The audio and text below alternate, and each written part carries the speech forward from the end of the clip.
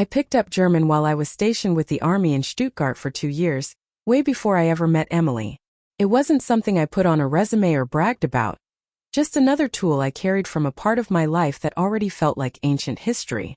When Emily and I started dating 5 years ago, languages never came up. She never asked about my time overseas, and I never saw any reason to list every dialect I could handle. Just didn't matter. Emily was a rising marketing star at a hot firm here in Boston, sharp, driven, stunning. We met at a networking mixer, and her confidence hit me like a lightning bolt. Less than a year later, we were married. Her parents were old-school German money who'd moved to the States before she was born and raised her completely bilingual. She flipped to German whenever she talked to her mom on the phone, or wanted to say something in public nobody else would catch. I never let on that I understood every word. It wasn't lying exactly, just information I kept in my back pocket. In my job as a corporate strategist, I'd learned a long time ago that what people don't know you know can be the most useful thing in the room. Everything flipped upside down one Thursday night in November. Emily's parents were in town from Connecticut, staying at a hotel downtown but eating dinner with us almost every night. Her mom, Helena, was tall, classy, with eyes that sized up everything in sight. Her dad, Victor, was quieter, easier to talk to. He and I had bonded over chess and good whiskey. That night I was in my home office wrapping up a big client deck. The door was cracked open, and I could hear Emily, Helena, and Victor chatting fast in German from the living room. I wasn't trying to listen, I was just working. Until I heard my name, Alex, and my ears perked up. Emily sighed and said, "He's a good guy, but sometimes I wonder if he's hungry enough." Victor chuckled and answered, "You married a solid man, not some flashy millionaire." Emily came right back. "Solid, yes. Rich. Not even close. Look at David, he just sold his third startup. Alex has been in the exact same role for 5 years. David, her college ex she swore was just a friend, but still grabbed lunch with every quarter." Helena said softly, "Money isn't everything, sweetheart." Emily laughed. "No, but it sure wouldn't hurt. I love him, but sometimes I think I settled too soon. It felt like someone punched me in the chest, not because it was vicious but because it was so casual." That's what she really thought when she believed the room was safe. I could have stormed out right then and blown everything up, but that's not my style. Reacting hot gets you sloppy results. I finished the file, shut the laptop, plastered a smile on my face, and walked out like nothing happened. "Sorry, had to wrap something up. Everyone good on wine?" Emily smiled, that warm smile I used to live for. "We're great, babe. We were just talking about trying that new German place downtown this weekend." "Love it," I said, pouring myself a drink and sliding into the conversation like the perfect husband. Dinner went on, laughter, travel plans, Munich in the spring. I played my part while every word I just heard looped in my head. After her parents left, Emily came up behind me at the sink, arms around my waist. "Thanks for being so sweet to them this week. I know Mom can be intense." "They're family," I said. "Plus your dad owes me a rematch." She kissed my shoulder. "You're a good man, Alex." "I'm lucky." An hour earlier those words would have melted me. Now they just sounded rehearsed. That night, lying next to her while she slept, I decided, no confrontation yet. I was going to listen, really listen, and figure out exactly where I stood. Knowledge is power, and suddenly I had a whole lot she didn't realize. For the next 2 weeks I paid attention like never before. Every call with her mom, every visit from her German-speaking friends, every moment she thought her words were private. And the picture got uglier. With her mom, constant complaints that I lacked drive, endless comparisons to friends who'd made it big. With her friend Anna visiting from Berlin, laughing about how I was perfectly happy with my cute little consulting gig. On a video call with her cousin, joking that I was fine just being comfortable forever. The worst came at a dinner party we threw for some of her work people. One of the guests was a German VP named Lucas, tall, polished, old money charm, who just transferred to the Boston office. I noticed how Emily lit up around him, how she laughed a little too hard. Later, while I was supposedly grabbing another bottle from the kitchen, I heard them out on the patio. "Lucas, your husband seems like a decent guy." "Emily, he is decent. But decent isn't exactly thrilling, is it?" "Lucas, are you bored?"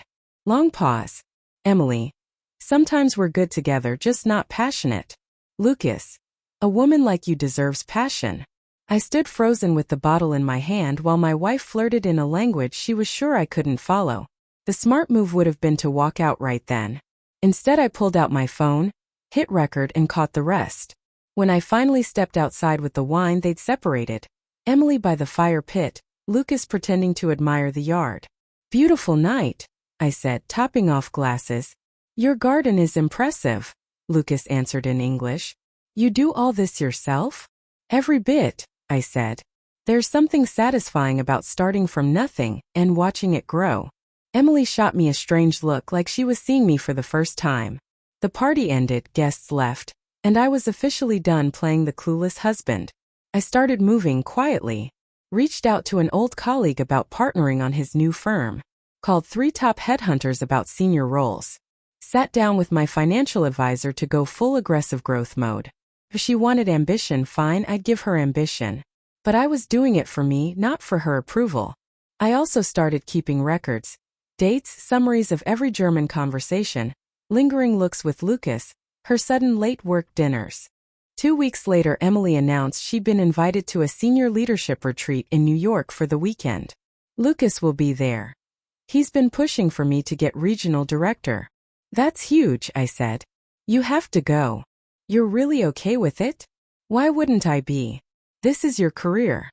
What she didn't know was I'd already hired a private investigator, not to catch her in bed with someone, but to confirm what I already felt in my gut. She'd emotionally left the marriage and was waiting for a better offer. While she was gone, I met with divorce attorneys, financial planners, and that potential business partner. I wasn't prepping for divorce exactly. I was prepping for options, for control of my own life. Sunday night she came home buzzing about the retreat, dropping Lucas's name 6 times, always professionally. I just smiled and said my weekend had been very productive. I gave it 1 more week of watching and listening. Then, on a quiet Wednesday over dinner, I set my fork down and switched to perfect German.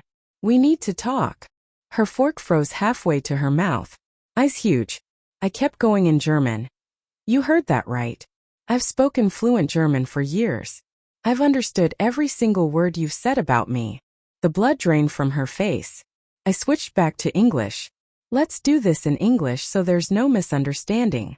She set her fork down, hands trembling. How long have you? Since before we met. 2 years stationed in Stuttgart. You never asked, I never brought it up. And you've been listening to my private conversations in our house about me, about our marriage? Yeah, I have. I stayed ice calm. I heard you tell your mom I'm not ambitious enough. I heard the comparisons to David. I heard you tell Lucas our marriage lacks passion. I heard it all, Emily. She opened her mouth. No sound came out. I'm not even mad, I said. Honestly, I'm grateful. You showed me exactly who you are when you thought no one was listening. That gave me time to get ready. Ready for what? I pulled a folder from the chair beside me and slid it across the table. I've accepted a senior partnership at Apex Strategy Group, salary and equity in the top 5% for our age group. I start in 2 weeks. I've also been asked to join 2 corporate boards. All those connections you called safe and stagnant? They just paid off. I just did it quietly. Her eyes were saucers. I kept going. Inside that folder are divorce papers, drafted but not filed. What happens next is up to you. She opened it with shaking hands. You want a divorce? I want a wife who respects me, who sees what I bring to the table, who doesn't trash me to her mom or flirt with coworkers in a language she thinks I don't speak. Your words say that's not you. So if that's true, yes, I want a divorce. Tears started rolling. But I love you. You love the stable guy who makes you look good while you dream about something shinier. That's not love, Emily. That's convenience. She was full on crying now. I felt nothing. The version of me that would have crumbled at her tears died the night I heard the truth. You have 1 week, I said, standing. Either we start real marriage counseling, total honesty, ground-up rebuild, or we file these papers. The terms are generous. You'll be more than fine. Where are you going? Hotel. I packed a bag. We both need space to think. I walked to the door, then turned back. For what it's worth, I meant every vow. I would have given you the world. All you had to do was value the man already standing in front of you.